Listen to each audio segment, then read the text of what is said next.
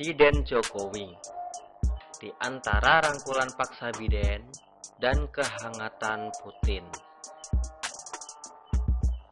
Momen menarik. Presiden Jokowi tertangkap kamera sedang dirangkul paksa Joe Biden. Presiden Amerika Serikat yang secara aktif menarik badan Jokowi ke arahnya hingga terkesan Jokowi bersandar di bahu Biden. Peristiwa itu terjadi ketika Jokowi mengadakan kunjungan kerja di luar negeri, khususnya dalam sesi foto di tengah KTT G7 ke-48 yang diselenggarakan pada tanggal 26 sampai 28 Juni 2022 di Sekolah Elmau Kron, Bavarian Alps, Jerman.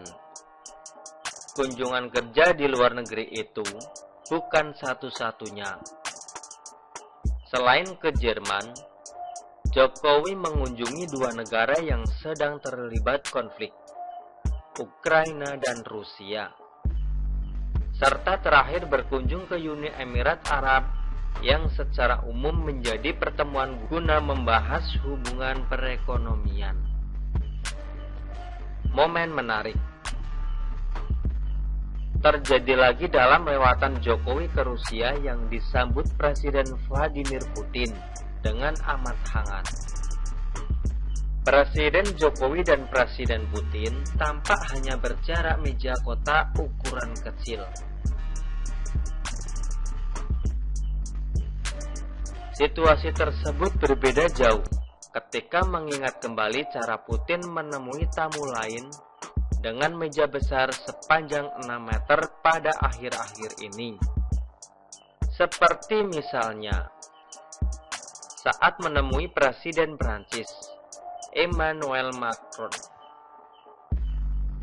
7 Februari 2022 dan Kanselir Jerman Olaf Scholz 15 Februari 2022. Kehangatan hubungan Indonesia dan Rusia itu sudah tumbuh sejak republik ini masih muda di bawah asuhan bapak bangsa kita, Presiden Soekarno. Soekarno memiliki visi upaya Indonesia menjadi bangsa yang besar, berdikari, dan berkarakter non-blok. Maka, kedekatan dengan Rusia lebih kepada kedekatan konstruktif nasionalis ketimbang kedekatan aliansi. Kedekatan dengan ciri demi kepentingan nasional itu tercermin dari paling tidak bangunan-bangunan peninggalannya. Misalnya Monas, ide Soekarno yang dibiayai Uni Soviet. Gelora Bung Karno, ide Soekarno meniru stadion di Uni Soviet yang diduplikasi di Indonesia oleh arsitek Uni Soviet. Tugu atau patung Pak Tani, dan rumah sakit persahabatan, dan masih banyak lagi. Soekarno ingin bangsa yang masih muda ini mampu berdiri sendiri, lepas dari godaan-godaan neokolonialisme dan imperialisme. Sebab masa itu, geliat politik internasional cenderung berkiblat pada kapitalisme barat yang senantiasa ingin menguras dan menindas bangsa berkembang. Oleh karena itu, segala usaha penancapan kuku barat di Indonesia sangat ditentang oleh Soekarno. Maka, pada tahun 1960-an, kita semua ingat betapa banyaknya upaya perlawanan Soekarno di berbagai segi. Antara lain, pada upaya perebutan Irian Barat, gagasan Gayang Malaysia yang akan dijadikan negara Federasi Inggris, Inggris bersekutu dengan Belanda, serta langkah ketegasan Indonesia keluar dari PBB.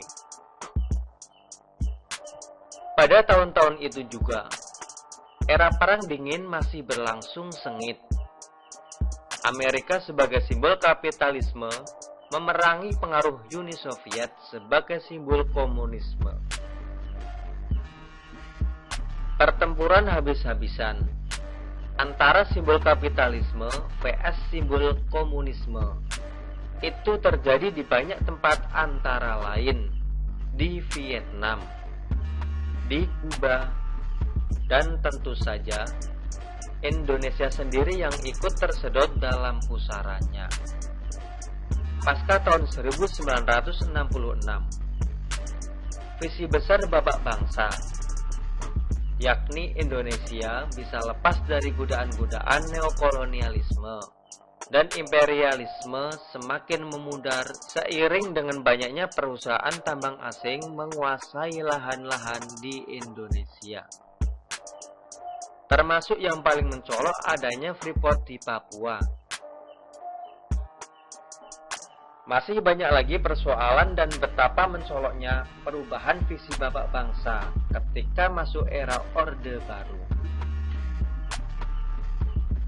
Mari kita kembali ke masa sekarang.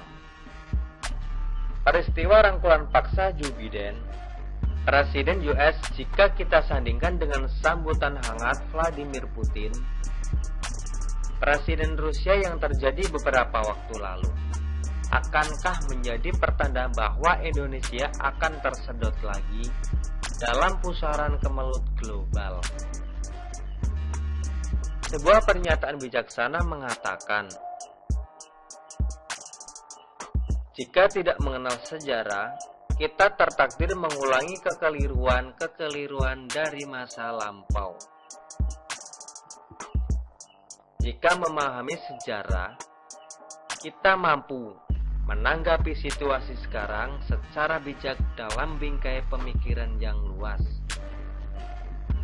Marilah kita berdoa agar bangsa Indonesia semakin hari semakin dianugerahkan budi pekerti akan nilai sejarah masa lalu, agar lebih mampu menganalisa dan berkiprah secara strategis di sekitar pusaran konflik lama dalam era yang baru.